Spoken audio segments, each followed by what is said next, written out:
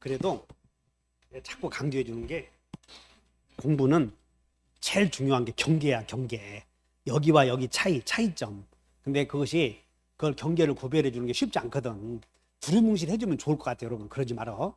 나 어차피 경계를, 이 대한민국에서 경계를 제일 명확하게 구별해 주는 사람이 백헌이야, 백헌. 그러니까 다른 사람이 봤을 때는 인터넷에서 봤을 때는 짜증나지. 빨리 나가야 되는데. 근데 그것이 아니야. 경계를 명확하게 구별해 주지 않으면 아는 것이 아니야. 지금 여기 다시 보면 이 해제의 대상을 잘 봐. 해제의 대상은 계약금 계약을 해제하는 것이야, 매매 계약을 해제하는 것이야. 무슨 계약금 계약을 해제, 매매를 해제하는 거지. 계약금을 포기하고 매매를 해제하는 거라니까. 해제의 대상이. 그래서 순서를 보면 해제의 대상은 매매를 해제해서 소멸한다, 그 말이야, 그림이. 계약금 교바, 매매가 소멸하지 계약금 계약이 소멸하는 게 아니야.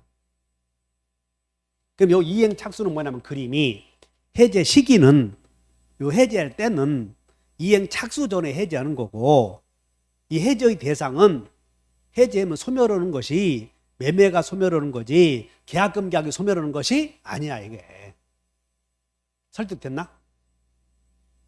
그러면 이제 마지막으로 계약금 계약을 해제하면 계약금 계약을 이유로 매매 계약을 해제하는 거야. 매매 계약을 해제하면 우리 원래 채무 불이행을 이유로 해제하면 원상 회복한다고 하지 않았어? 앞에서 바로 배웠던 거. 약속 안 지켜서 해제하면 양 당사자는 원상 회복한다고 그랬지. 생각나?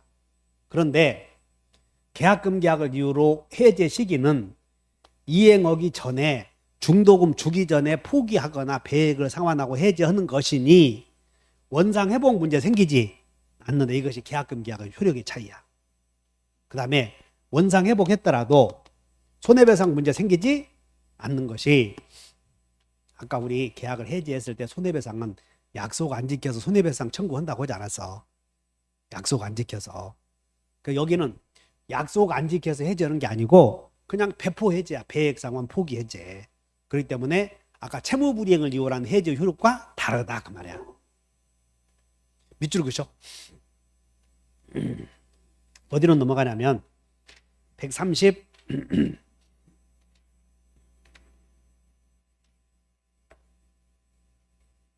됐네. 그냥 이해해.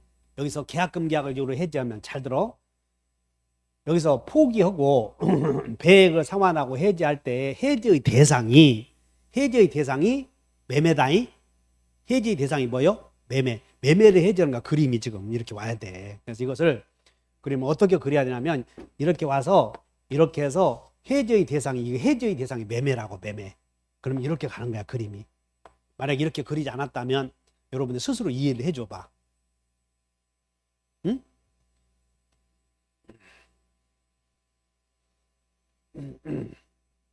자, 한 장 넘겨보셔. 134페이지에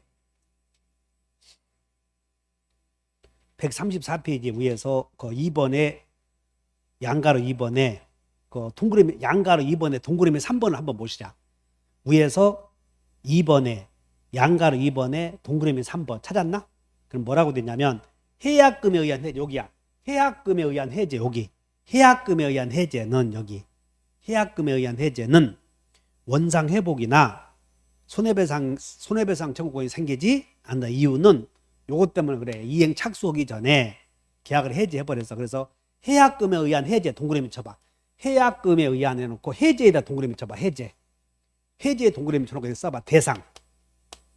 잘 봐. 계약금을 교부했을 때 배액 상환하고 포기하고 해제의 대상은 계약금 계약을 해제하는 것이다, 매매를 해제하는 것이다. 매매를 해제하는 거예요. 이거 매매. 해제의 대상은 매매를 해제하는 거예요. 그러니까 매매가 소멸해버린 거야, 지금. 그럼 매매가 소멸해버리면 이제 문제는, 우리는 매매가 소멸하면 양 당사자는 원상 회복해야 될 텐데 원상 회복할 것이 없어. 주고받을 것이 없다고. 여기는 포기하고 해제해버렸으니까 손해배상 문제 생기지도 않는다. 그래서 거기 써놨잖아.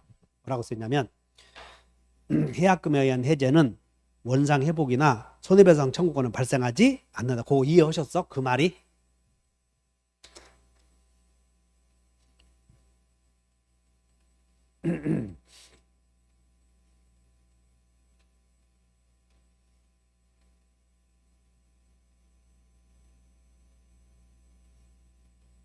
아까 조금 전에 여기서 채무불이행을 이유로 해제할 때는 채무불이행을 이유로 해제했을 때는 원상 회복이나 손해배상 문제 생겼잖아. 그런데 지금은 계약금을 포기하고 해제하거나 배액을 상환하고 해제할 때는 이런 문제 생기지 않는다 그런 얘기야. 지금 내용이.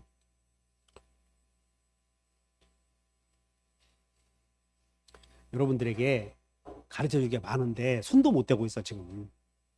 너무 많은 것들을 요구하면 환불할까 봐서 아주 조심스럽게 하고 있어. 여기 봐. 법정해제, 약정해제 있잖아요. 법정해제는 해제니까 원상 회복해야 돼. 다. 그런데 계약금 해제는 쭉 보면 계약금 해제는 여기 봐. 계약금 해제는 원상 회복할 것이 없다니까. 주고받을 것이 없어. 다 받은 것 포기해버리고 그 다음에 배액을 상환하고 해제해버리고 이미 배액을 상환하고 해제했기 때문에 원상 회복할 것이 없다 그 말이야. 그 다음에 손해배상은 채무불이행을 해서 생겨. 채무불이행. 법정해제. 근데 여기는 약정해제나 합의해제는 손해배상 채무불이행이 아니지. 그래서 손해배상 문제 안 생긴다는 거야 이렇게. 그래서 계약금 해제의 경우 손해배상 문제도 안 생기고 제3자가 생길 것이 없다니까. 이행하기 전에 목등기라는 사건이 안 벌어지니까 제3자 보호 문제도 생기지 않아 이렇게.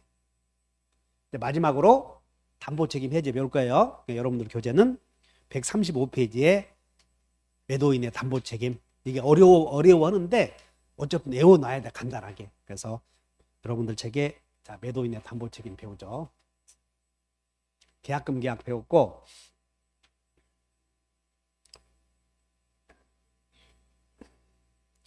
자, 매도인의 담보책임은 이제 언제 생기냐면 계약이 유효일 때 생겨. 유효일 때. 그래서 우리가 지금 유효인 계약을 배우고 있어. 그래서 여러분들 책에 135페이지에 맨 위에 매도인의 담보 책임 나오잖아요. 책임. 그러면 책임에다 동그라미 쳐. 책임. 이제 책임 동그라미 쳐놓고 항상 우리가 이렇게 무슨 우리가 책임은 지금 우리는 불법행위 책임도 있고 채무불이행 책임도 있고 계약 책임도 있는데 여기 봐. 우리가 배우는 책임은 계약을 배우지. 그래서 계약상의 책임을 배우는 거야. 계약상의 책임. 그리고 이 책임 나오면 밑줄 그시고 계약상의 책임은 두 가지를 구별하면 돼. 과실 책임이냐 무과실 책임이냐 이렇게. 과실 책임이냐 무과실 책임이냐 이렇게. 책임지는 사람이 과실이 있을 때 지는 책임이냐 과실이 없어도 지는 책임이냐 그 말인데 그냥 원칙을 기억해. 우리 민법에서는 여러분들 불법행위 자동차 부딪혔을 때 피해자에게 손해배상 책임을 져야 되거든. 그때 손해배상을 해주려거든 가해자에게 고의 또는 과실이 있어야 돼. 고의 또는 과실. 만약 지진으로 앞에 자동차가 부딪혔다면 과실 없지? 그러니까 책임 안 지는 거야 이게 민법에서는.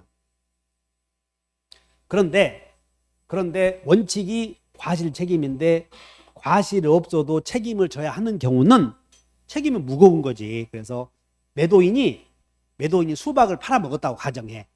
근데 하자 있는 물건을 팔았는데 그 하자가 있다는 것을 알든 모르든 매수인은 대금을 줬잖아요. 그러니까 그에 상응하는 재산권을 해야 했음에도 물건의 하자 때문에 재산권을 취득하지 못했다면 하자가 있다는 사실을 알든 모르든 매도인은 책임을 져야 한다 그 얘기야. 따라서 매도인의 담보 책임은 밑줄 그셔.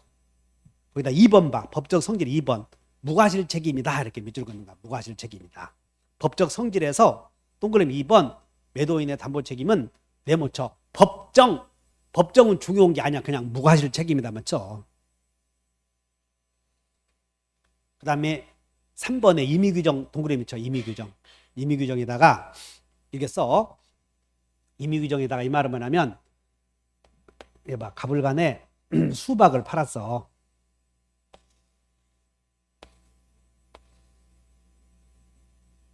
그러면 매수인은 수박을 팔았을 때 매매 대금을 10,000원 주었을 것이고 20,000원 주었을 것이고 30,000원 주었을 것이고 이거보다 더 작은데 여기는 50,000원 줬어.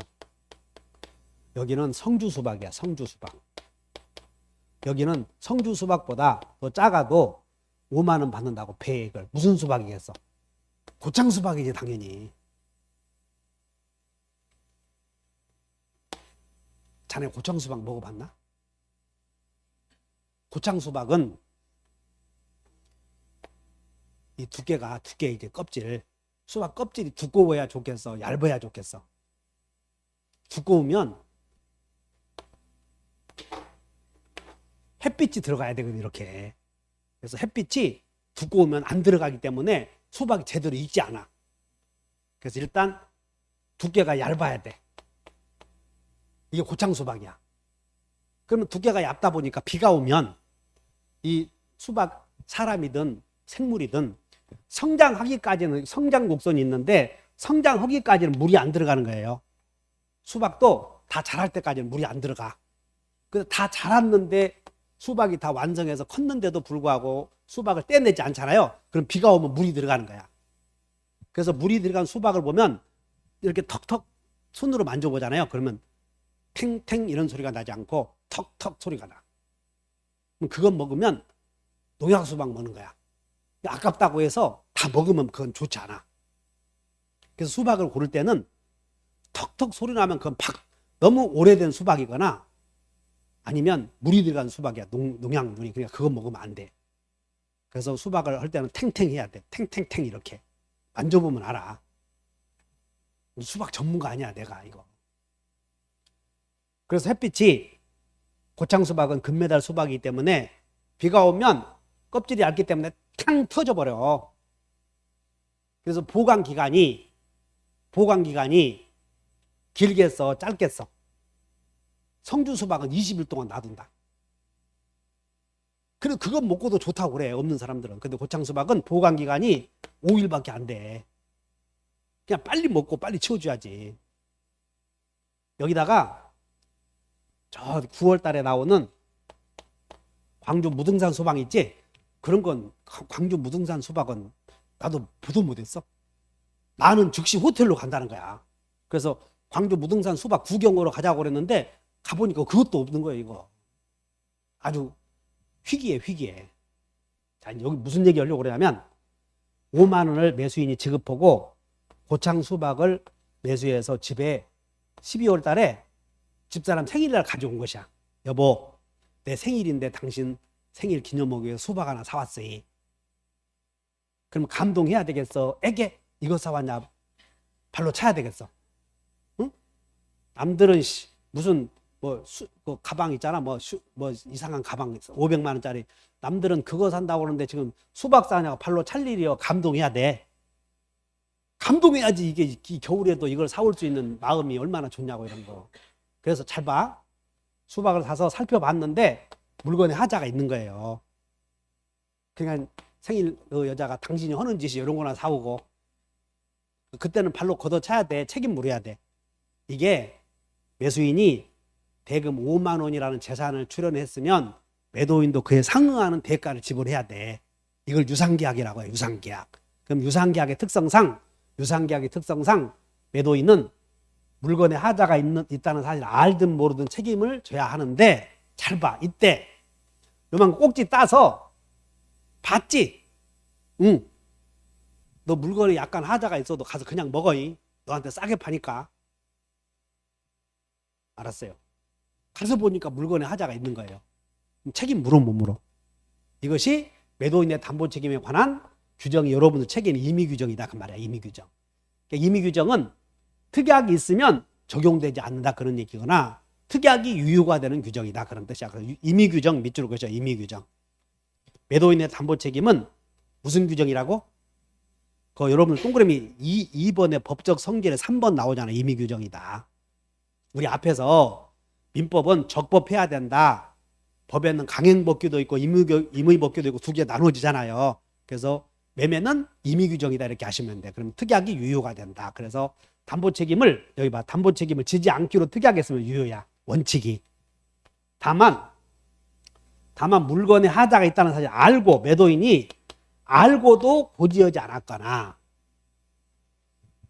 또는 알고도 다른 사람에게 제한 물건을 설정해 주었다든가 등등까지는 책임을 면치는 못한다는 거예요. 원칙은 임의규정이기 때문에 담보책임 안 지지만 다만 예외적으로 여기 알고서 수박에 물건에 하자가 있다는 알고도 안 알렸대.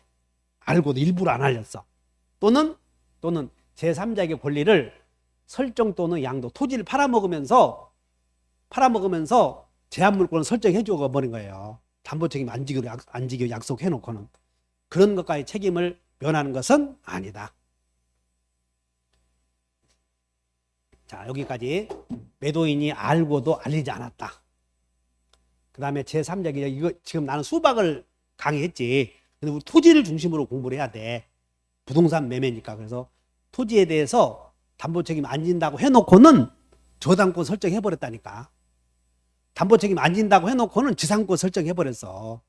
그런 행위에 대해서까지 책임을 면하는 것은 아니다. 그러나 약속해놓고는 은행에다가 담보로 잡혔다면 그런 것까지 책임을 면해서는 안 된다. 그런 얘기야. 자, 그 다음에 이제 문제는 여러분들 그 박스 나와 있는 그 135페이지에 나와 있는 담보책임의 유형 나오죠? 이거 외우는 게 관건이야, 이게. 박스에. 그래서 여기 봐. 담보책임의 유형에는 일단 권리의 매매의 유형에는 일반적인 개인적인 매매와 법원이 하는 경매 두 가지가 있어. 경쟁 매매. 여기는 법원이 하는 경매를 가리켜. 그러면 이 매매에 권리의 하자가 있거나 하자 유형이 물건의 하자 두 가지가 있는데 아까 우리는 수박에 물건의 하자가 있는 경우 여기를 봤던 거야. 수박에. 근데 권리의 하자에는 여기 자 갑의 토지를 을이 샀는데 이 토지를 샀는데 첫째 여기에 저당권이 있는 땅을 산 경우도 있잖아. 둘째는 이 땅이 갑이 서류를 위조해서 이게 무효등기인 땅을 살 수도 있어. 무효등기.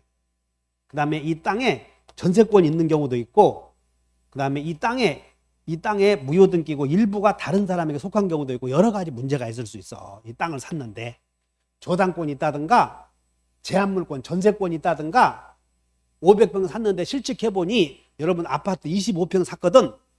그런데 나중에 24평이야 보니까. 그러면 한 평이 여러분들 1제곱미터 한 평수가 그 뭐 평당 뭐 3억 뭐 어디 강남 같은 1억씩 하잖아. 이런 거 3억 이런 거. 그래서 이런 문제가 있어. 그래서 권리에 문제가 있는 경우에 몇 개 있어. 그래서 저당권이 있는 땅을 샀지. 토지를 샀는데 무효등기야. 전부가 타인에게 속했어. 토지를 샀는데 일부가 타인에게 속했다고. 20평 샀는데 10평 부족해. 수량 부족. 토지 샀는데 거기에 전세권, 유치권이 있는 거예요. 이런 권리의 문제가 있어. 그 다음에 아파트 같은 경우는 이런 문제는 없는데 아파트에 벽에 구멍이 나 있잖아. 그러면 아파트는 대체가 불가능하지. 그걸 특정물이라고 하고 수박 같은 경우는 대체가 가능하죠. 이런 걸 종류 매매라 그래. 그래서 물건 자체 하자가 있는 경우는 특정물 매매와 종류 매매 두 가지가 있어. 그러면 일단 매매 유형부터 읽어본다. 매매 유형부터. 자, 읽어본다. 저전이가 일수수다. 제한당한 것은 신문에 특종값이다. 일단 이렇게 외워야 돼. 매매 유형에. 저당권이 있다. 전부가 타인에게 속했다. 저전이 일부가 타인에게 속했다. 수량 부족이다. 제한물권이 있다. 특정물이다. 종류 매매다. 이런 매매 유형을 먼저 기억해. 다시 저전이가 뭐하다가 일수 쓰다가 제한당한 것은 특종감이다. 그래서 여기 물건의 매매는 특정물 종류 거기 있잖아. 한번 동그라미 쳐봐. 여러분들 135페이지다 동그라미 쳐. 저전 일수제 동그라미 쳐. 빨간 것으로. 저전 일수제 특종 동그라미 쳐. 저전 일수제 특종. 이게 매매 유형이에요. 일단 자, 이거 본다. 저전일수제. 특종. 무슨 얘기인지 알겠지? 물건 자체 하자가 있는 경우가 특정물과 뭐 여러분들 자동차 샀다고 봐.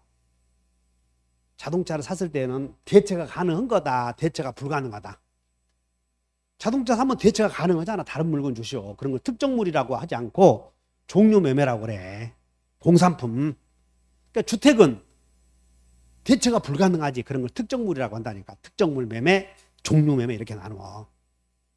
수박을 샀다면, 여러분 옷을 샀다면 교환이 가능해, 불가능해? 그런 걸 종류 매매라고 그래. 교환이 불가능하면 특정물 매매 이렇게. 여기까지 해결하겠나? 그러면 이제 이런 매매 유형에 이렇게 저당권이 있다든가 전부가 타인에게 속했다든가 일부가 타인에게 속했다든가 수량 부족이다든가 제한물권 이렇게 생각해봐. 토지 샀는데 유치권이 있어. 그럼 토지 샀는데 유치권이 있다면 이로 인해서 목적 달성 가능하냐 불가능하냐 따져. 이제 이로 인해서 이런 하자 때문에 목적 달성 가능하냐 불가능하냐. 그러면 일단 목적 달성 불가능하면 계약을 그대로 유지해야 돼, 파기시켜야 돼? 아까 불가능하다 그러면 파기시키라고 그랬잖아. 그래서 일단 불가능하면 계약을 해지하고, 이게 해가 해지야. 그러면 계약을 해지했으면 자동적으로 손해배상 청구는 따르는 거예요. 그래서 계약을 해지하고 손해배상을 청구해. 이게 해손이다. 밑에 해자가 해제, 뭐 대자가 뭐 다 쓰여 있어. 대금감액 청구권, 손은 손해배상 청구권 이런 거. 완은 여기 그 밑에 한번 봐. 부호. 이렇게 여러분들 책에 있는 꽉 차 있는 것은 선악 불문이고, 그 다음에 하얀 것은 빈칸은 선이이고, 세모는 선이 무과실이다라고 지금 구별하시고, 그 밑에 대는, 여기 있는 대는 뭐냐면 깎아주시고 대금감액 청구권이야. 대금감액 청구권. 대는 대금감액 청구권, 손은 손해배상 청구권, 해는 해제권. 그다음에 출은 뭐냐면 여기 출제상환 청구권이야. 출은 출제상환 청구권. 그다음 완은, 여러분들 완은 옷을 샀는데 문제가 있으면 교환해 주시오 할 수 있지. 그걸 완전물 급부 청구권이라고 그래. 민법에서는 완전물 급부 청구권. 완은. 자, 여기 읽어본다. 자, 여기 봐. 여기 보셔. 자, 여기 봐. 해제, 손해배상, 대금감액, 손해배상, 출제상환, 완전물 급부 청구. 이와 같이 매수인이 행사할 수 있는 권리가 5개가 있어. 일단 매수인이 매도인에게 행사할 수 있는 권리가 6개요, 5개요. 자, 여봐. 해제, 손해배상, 대금감액, 출제상환, 완전물.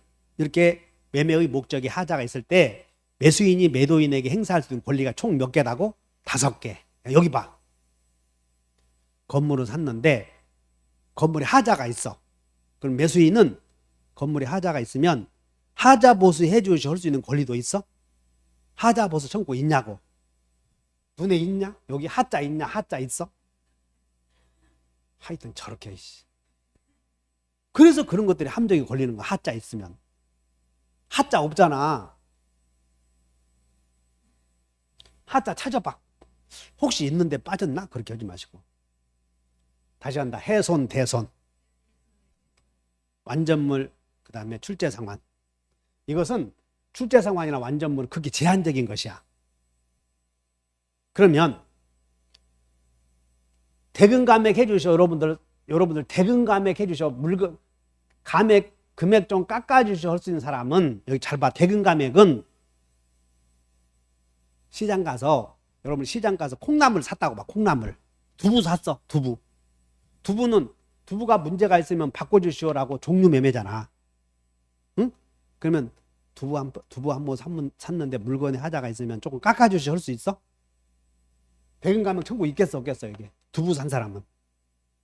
자동차 산 사람은 물건 좀 깎아주시오 할 수 있겠어 없겠어? 거기 한번 봐. 눈에 대금감액에 2개 있어. 어디에만 있어? 대금감액은 밑에. 대금감액에다 동그라미 쳐 있는 건 여기만 있잖아. 일수만. 한번 비교해봐. 밑으로 쭉 봐봐. 대금감액에다 동그라미 쳐 있는 건 두 사람만 있잖아. 누구? 일부타인 수량부죠. 그래서 작년에 종료 매매에 관한 설명이다.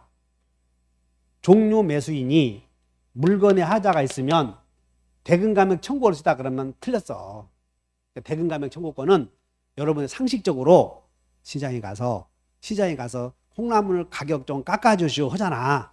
근데 그것은 우리 매매에서만 없는 권리야. 그런 것들이 그냥 일반적으로 우리 법과 상관없이 그냥 양심상 호소 그런 거예요. 이런 게 법적으로는 그런 게 없어. 그래서 대금감액 청구할 수 있는 사람은 일수 쓴 놈만 있어. 다시 한다. 일수만 감액 청구 있다. 일부 타임, 일부가 타임에게 속한 경우와 수량부족 매매가 앞에 따야 돼. 일수 쓴 사람은 감액 청구하는 거고, 물건 산 사람은 깎아주시오 하지 못한다. 이렇게. 자, 이런 것들을 배워가야 돼. 그러면 여기는 뭐냐면 1번은 저당권이 있는 땅을 샀는데, 자, 이 땅이 지금 이 X 토지를 갑으로부터 을이 샀는데 여기에 저당권이 있었대. 저당권. 그럼 이 토지에 A의 저당권이 있었대. 그럼 여러분들은 등기부를 보면 이제 앞으로 저당권 있는 땅을 산 사람은 저당권 있다는 거 알고 샀겠어, 모르고 샀겠어? 그럼 이제 모르고 샀다고 하면 이제 막 혼나. 이제 너 토지 사면서 등기부에 열람도 안고 사냐 이놈아? 금반지 하나 사면서도 막 가서 보증 쓰라고 난리잖아.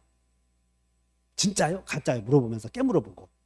근데 몇 억짜리 토지 사면서 등기부 열람 오지 않고 사는 사람 있겠어? 그래서 여러분들은 저당권 있다는 사실은 다 알고 샀다는 걸 생각해야 돼. 그런데 저당권 있다는 땅을 알고 샀는데 이렇게 매매대금 이렇게 주었을 거 아니야, 매도인에. 그럼 매도인이 저당 채무를 변제해서 저당권 없애줘야 돼.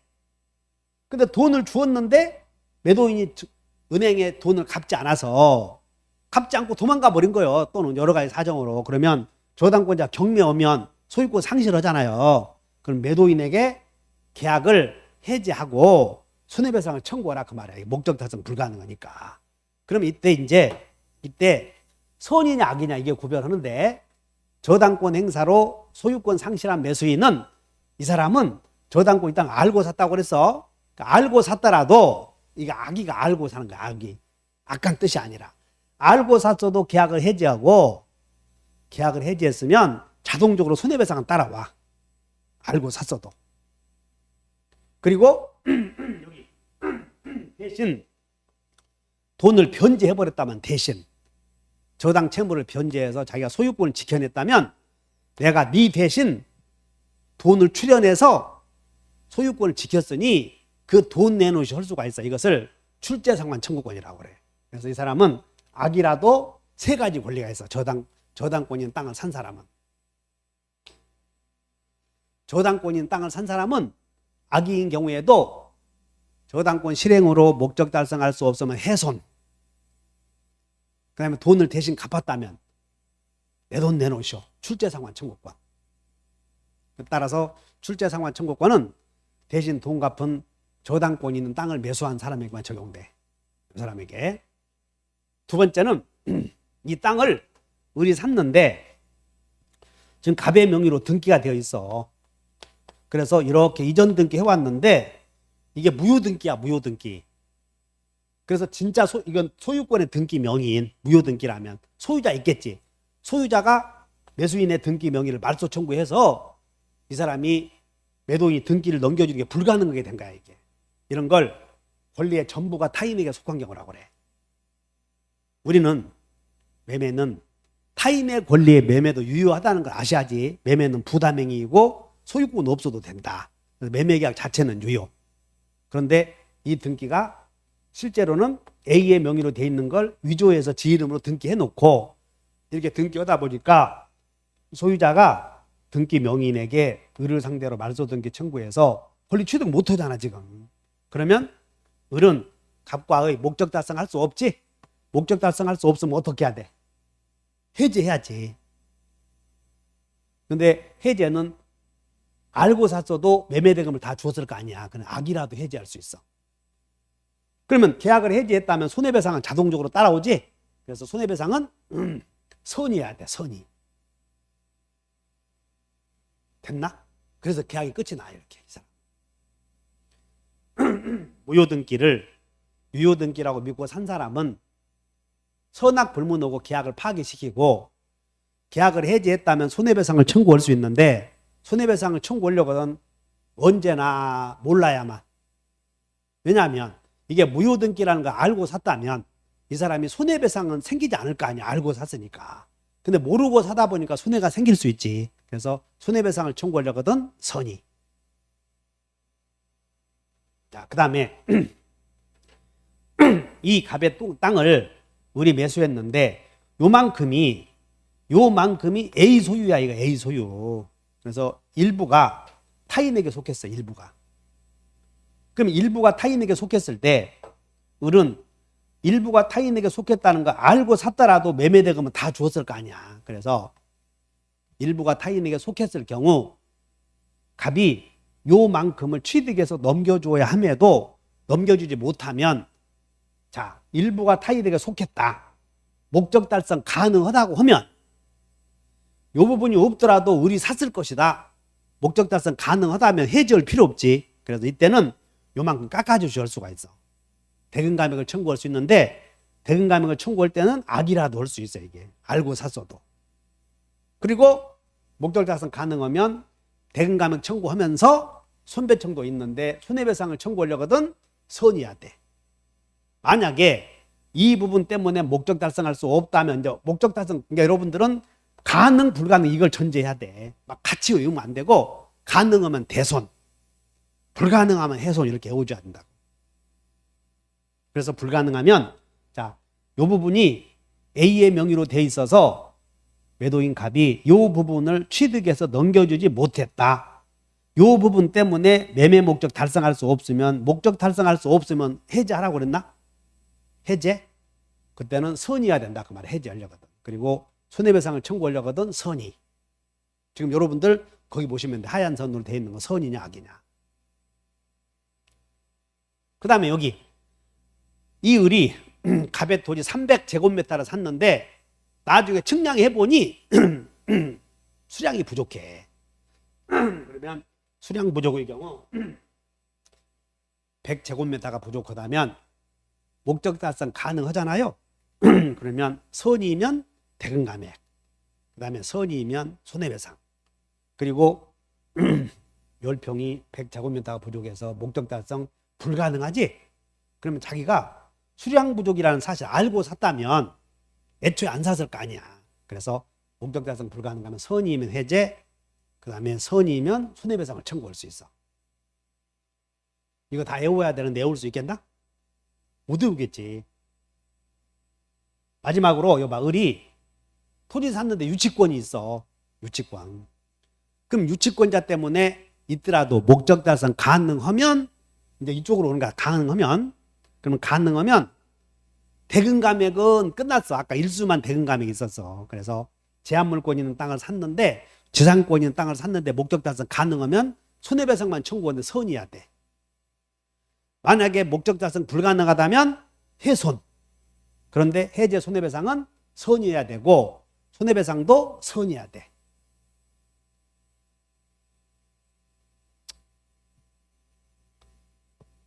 주택을 샀는데 주택을 샀는데 나중에 사놓고 보니까 기둥이 무너지려고 그래. 그럼 목적 달성 불가능하면 주택을 샀다 이거야. 목적 달성 불가능하면 가능하면 좀 대금 좀 깎아주실 수 있다고 하면 망치로 2개요. 대금 감액은 일수만 있다고 그러지 않았어. 일수만. 그래서 주택을 샀는데 하자 때문에 목적 달성 가능하면 그냥 손해만 청구해. 손해배상만 청구해. 근데 이때 이 사람은 여러분 잘 봐. 물건의 하자가 있는지는 제한물권이 있는지 수량 부족인지 이런 것들은 계약 체결 시에는 잘 모를 수도 있어. 그런데 물건의 하자는 수박의 물건의 하자가 있을 땐 두들겨 보잖아. 그 자리에서. 그래서 물건의 하자는 계약 체결 시 알 수 있지. 그래서 물건의 하자를 이유로 담보 책임 물으려거든 매수인에게 엄격한 요건을 갖춰야 되는데 선의로는 안 되고 선의 무과실해야 돼. 물건의 하자는 선의 무과실.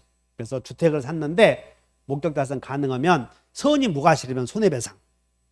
목적 달성 불가능하면 훼손이야 훼손. 근데 선이 무과실이면 훼손이지.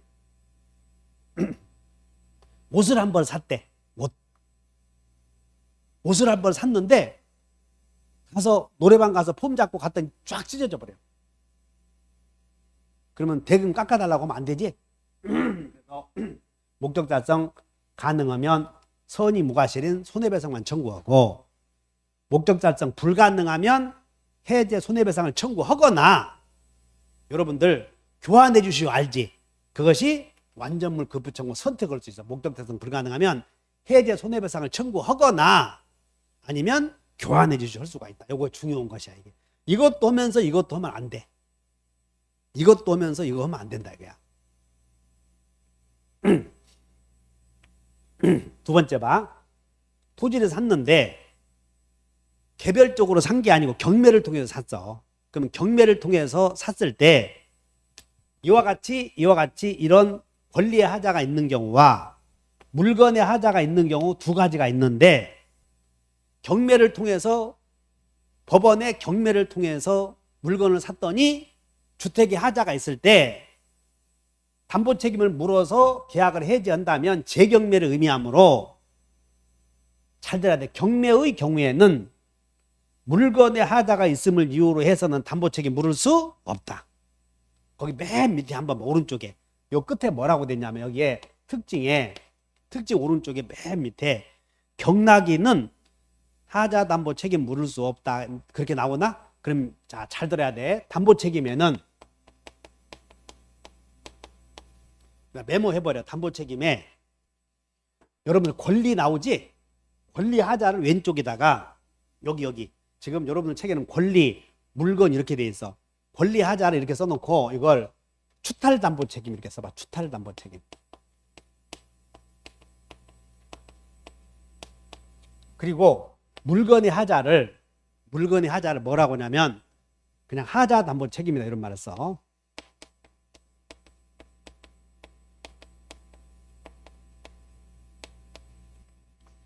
따라서 지금 경락인은 다 왔어. 경락인은 하자 담보 책임을 묻지 못한다 이렇게 나왔을 때, 이런 표현이 나오면 지금 여기다가 하자 담보 책임이라고 나왔지. 그럼 이 하자 담보 책임을 묻지 못한다 했을 때는 권리를 가리키는 게 아니고 물건을 가리킨다 이렇게 다시 정리해야 돼 마음속으로. 따라서 경락인은 물건, 만약에 시험이 이런 표현이 나오면 어려운 표현이지. 이런 표현으로 나와도 틀리지 않도록 하시고, 이런 표현 나와. 경락인은 물건의 하자가 있음을 이유로 담보 책임 묻지 못한다. 그럼 쉬워. 그런데 경매를 받았더니 10평이 부족하면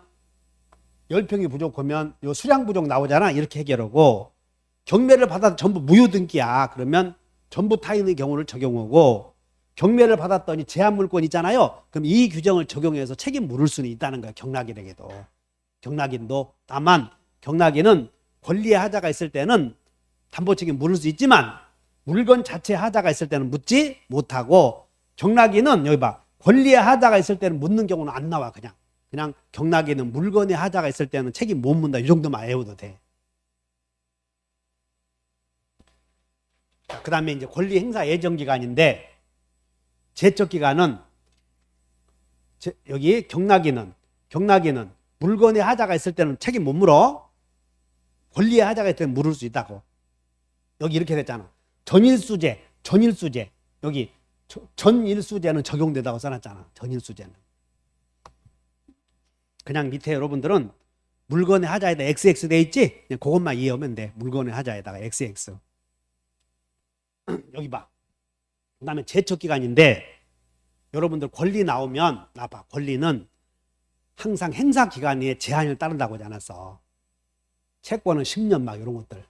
그래서 권리 행사 예정기간을 제척기간이라고 하는데, 저당권 전부 타인은 제척기간 적용이 없어. 그 다음에 일부가 타인에게 속한 경우나 수량 부족 제한물권이 있는 경우는 1년짜리야. 1년짜리. 그리고 물건은 여러분들 수박의 하자가 있는데 담보 책임 한 3년 있다 묻는다면 그것이 문제가 크잖아. 쌀을 샀는데 뭐 1년 후에 담보 책임 묻는다면 쌀이 이상하게 변해 있어. 그래서 담보 책임 물건의 하자가 있을 때는 6개월 내에 책임 물어야 돼. 종료 매매든 이렇게 6개월. 됐나? 그럼 이제 여기 외워본다. 여러분들이 이거 외워야 되는데 어떻게 외우냐면 이 내용에서 여러분들은 빨간 것만 외우면 돼. 빨간 거. 빨간 것은 악이거든. 그리고 물건은 여봐. 물건은 선의보다도 더 책임이 무거워. 그래서 선무해야 돼. 물건은. 그러면 선의 악이 구별하면 되는데 여기서 악의의 경우에도 인정되는 경우는 세 사람밖에 없어. 저전일. 악의의 경우에도 인정되는 경우. 자, 일단 자 여기서 외우는 방법을 가르쳐 줄 테니까 목적 달성 여러분들이 어떻게 먼저 외우냐면 가능하냐 불가능하냐 먼저 이걸 외워야 돼. 목적 달성 가능하면 대손, 불가능하면 해손 먼저 이렇게 외워야 돼. 가능 불가능. 그럼 여기서 악의의 매수인 여기 악의의 매수인에게도 인정되는 경우만 외우면 돼. 그래서 악의의 매수인에게 인정되는 경우가 자, 일부 타인의 경우 대금감액 청구권 인정돼요. 봐. 일부 타인의 경우에 악의의 매수인에게도 대금감액 있지? 여기. 자, 그 다음에 저당권 행사만 나오면 저당권 행사로 소유권 상실한 매수인만 나오면 악의에게도 인정이 돼. 그래서 손해배상을 청구할 수 있고 해지할 수 있고 출제 상환 청구권은 무시해. 그냥 하나밖에 없으니까. 그 다음에 전부 타인의 경우를 한번 봐. 여기 전부가 타인에게 속한 경우에는 악이라도 해지할 수 있지? 요거야 이제. 그래서 악이라도 목적 달성할 수 없고 해지할 수 있어. 자, 이제 요거 외우면 다 문제가 풀려버려. 자, 요거 악이라도 일대에게. 이제 마지막이니까 힘 좀 내. 이걸 왜 해주냐면 이걸 외우는데 시간이 많이 걸려. 그래서 이걸 3월, 1월달, 2월달에 해주고 3월달, 4월달에 해주면 시간이 늦어. 그래서 이건 빨리 미리 한번 외워서 여러분의 면역력을 키워야 돼. 그래서 미리 해주는 거예요. 자, 외워본다. 악이라도 일대에게 저 손해를 전해라.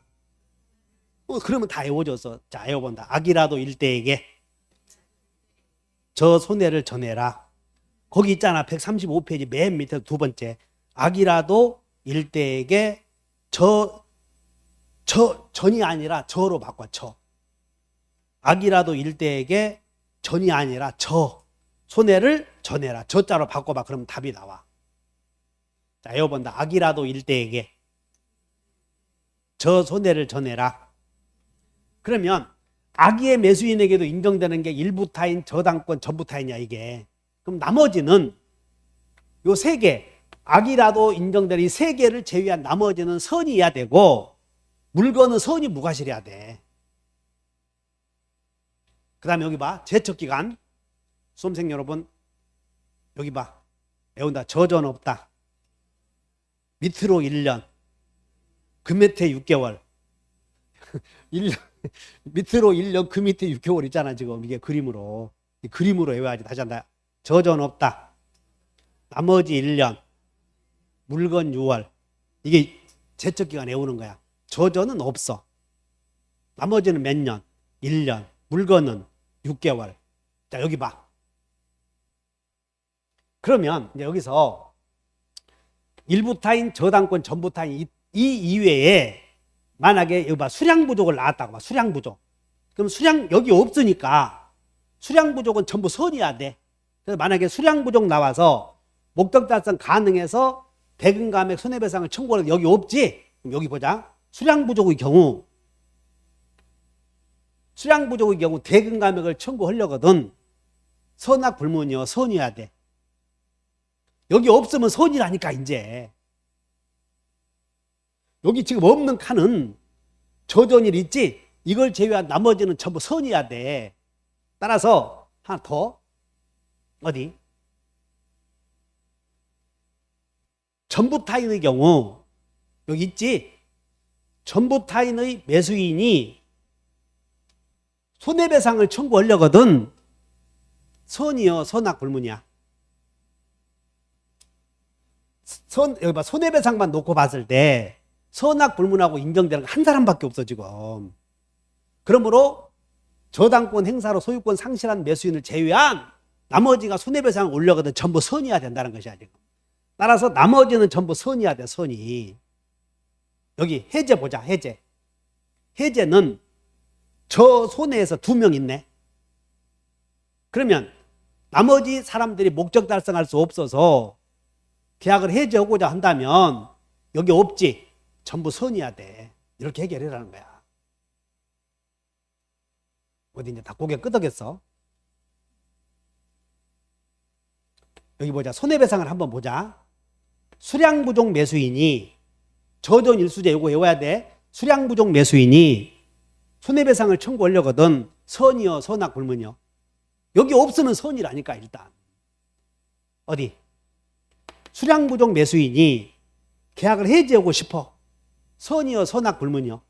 여기 없으면 선이라니까. 얼마나 쉬운 거라고 이거. 이렇게 좋은 공식이 백헌생이 만들어 놓은 거야. 백헌생이. 다시 해보자. 제한물권 한번 봐. 제한물권.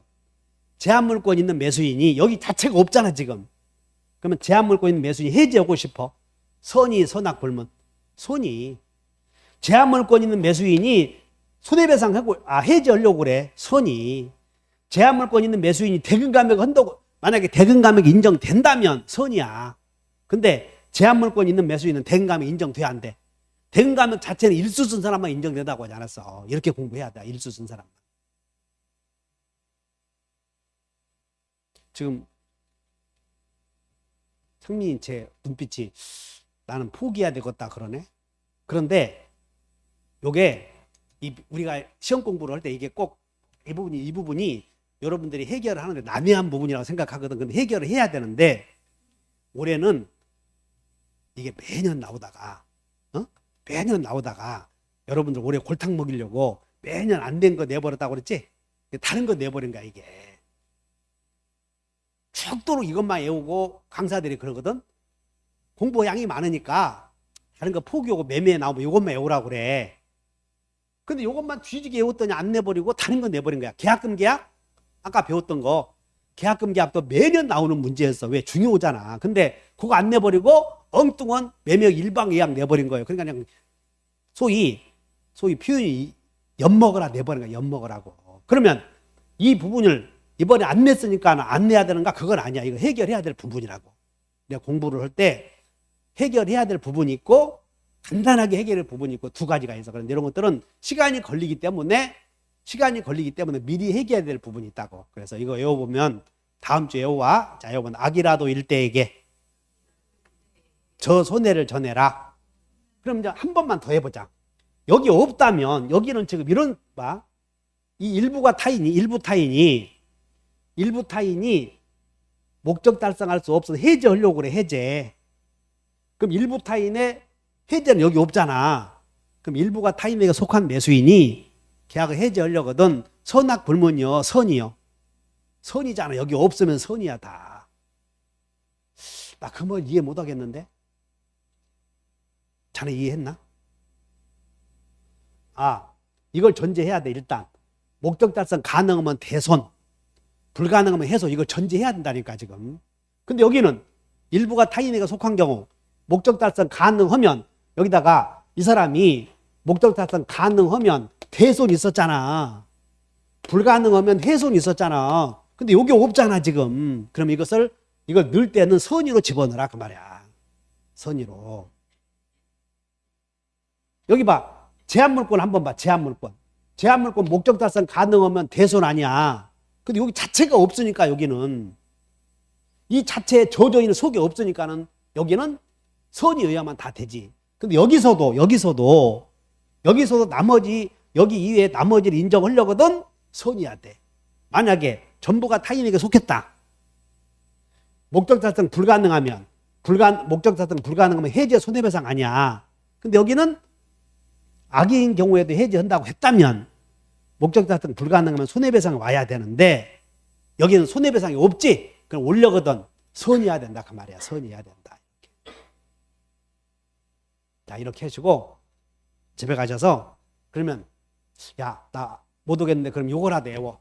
자, 외워봐. 악이라도 일대에게 저 손해를 전해라. 오늘 외워야 될 게 요 부분이야. 오늘 4시간 동안 했는데 나머지는 논리로서 해결할 수가 있는데 이건 안 외워주면 안 되는 거거든. 그래서 내 나름대로 외우는 방법을 연구해 왔는데 여러분 꼭 외우셔야 돼. 그러면 지금 안 외워줘도 1월, 2월, 3월, 4월, 5월, 6월 미안해서 알게 돼. 미안해서. 그래서 저게 무슨 뜻이었지? 이렇게 우리가 궁금하게 되면 그것이 문제가 해결이 되거든. 오늘 여기까지 마치고 다음 주에는 민사특별법 강의 들어갈 겁니다. 고생하셨습니다.